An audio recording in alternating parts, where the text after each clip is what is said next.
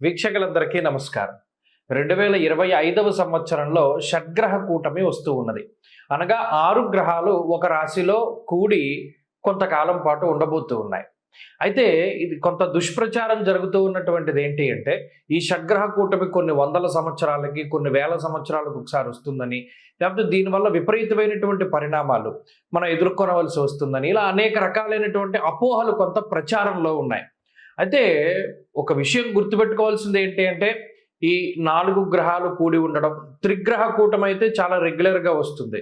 పంచగ్రహ కూటమి కొంత రేర్, 5-6 నెలలకు వస్తుంది. షడ్గ్రహ కూటమి మరీ రేర్, కానీ ఇది రాకపోవడం అన్నది ఏమీ లేదు. కొన్ని వందల సంవత్సరాలు, కొన్ని వేల సంవత్సరాలకు ఒకసారి వచ్చింది. కుంభమేళా జరిగిన తర్వాత వచ్చింది. లేకపోతే ఇంకా రకరకాలైనటువంటి అపోహలు ఉండొచ్చు. ఏ రాశులకి ఇది మంచిది, ఏ రాశులకి చెడు అనేటువంటిది మనం తెలుసుకుంటే మంచిది. కర్కాటక రాశి కూడా న్యూట్రల్. ఈ షడ్గ్రహ కూటమి వల్ల కర్కాటక రాశికి వచ్చే ప్రమాదం ఏమీ లేదు. 9వ స్థానంలో రవి గాని, చంద్రుడు గాని, శని గాని, రాహువు గాని ఏ విధంగానూ చెడు చెయ్యరు. అలాగే మిగతా ఈ 6 గ్రహాలు కూడా 9వ స్థానంలో అటు పూర్తి ప్రతికూలము కాదు, ఇటు పూర్తి అనుకూలము కాదు, మధ్యస్థమైనటువంటి ఫలితము. ప్రమాదకరమైన పరిస్థితి కాదు. అష్టమంలో ఉన్న శని దోషం పోయింది, అది చాలా మంచిది. ఇది కర్కాటక రాశి వారికి ఏంటంటే 9వ స్థానంలో పడుతోంది కాబట్టి ఇది అంత ప్రమాదమే లేదు.